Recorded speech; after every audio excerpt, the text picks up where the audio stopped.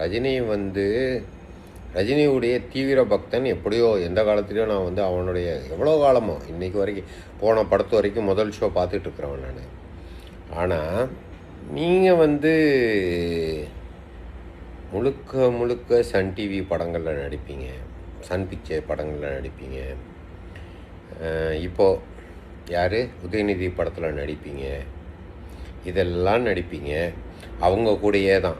இன்றைக்கி எந்த தியேட்டராது Udhayanidhi Stalin red பிக்சர்ஸோ red ஜெயிண்டோ இல்லை சன் பிக்சர்ஸோ இல்லாத தியேட்டர் யாருக்காவது கிடைக்குமா? எவ்வளோ பேர் விஷால்லாம் எவ்வளோ கொப்பளிச்சான் இது பண்ணான், யாருக்கா கிடைக்குமா? கிடைக்காது.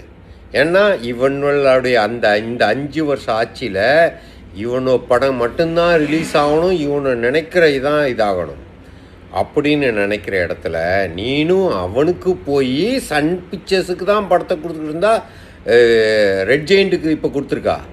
அப்போ நீலாம் என்னடா, நீ என்ன காலங்களும் இந்துத்துவா நாங்கள்லாம் உங்களுக்காண்டி தூக்கி வச்ச நீ என்ன சன் பிக்சர்ஸுக்காண்டியும் ரெட் ஜெயிண்ட்டுக்கு கொம்பு தூக்கிட்டான். அப்போ அன்னைக்கு நீ வந்து அரசியலுக்கு நீ வருவா அப்படி ஒரு எங்களுக்குன்ட்டு ஒரு விடிவு காலம் பிறக்கும்னு நினச்சிக்கிட்டு இருந்த எங்களுக்கு நீ கொடுக்கவே இல்லையே.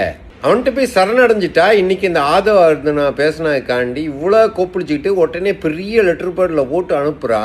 என்னடா அப்போ உன்னை நம்பி இவ்வளோ காலம் இது பண்ணலாம். நீ வந்து உன்னுடைய பண தேவை உனக்கு எங்கே இது நீ நினைச்சால் நீ அந்த அந்தஸ்தில் இருந்தா நான் இந்த மூவிஸுகளுக்கெல்லாம் கொடுக்க மாட்டேன், சன் பிக்சர்ஸ் ரெட் ஜெயிண்ட் கொடுக்க மாட்டேன், நான் வந்து தனியாக தான் இது பண்ணுவேன், நான் தனியாக தியேட்டர் ரிலீஸ் பண்ணுவேன் அப்படின்னு சொன்னால் எல்லா தியேட்டரும் உனக்கு கொடுத்துருக்கோம்.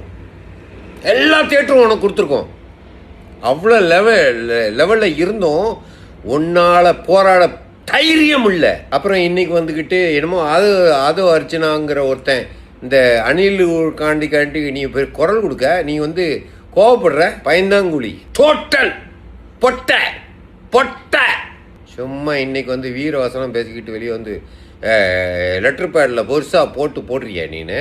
அசிங்கண்டா. உன்னை நம்பி எத்தனை கோடி பேர் இருந்தோம் திருமாடா, அதில் நானும் ஒருத்தன்.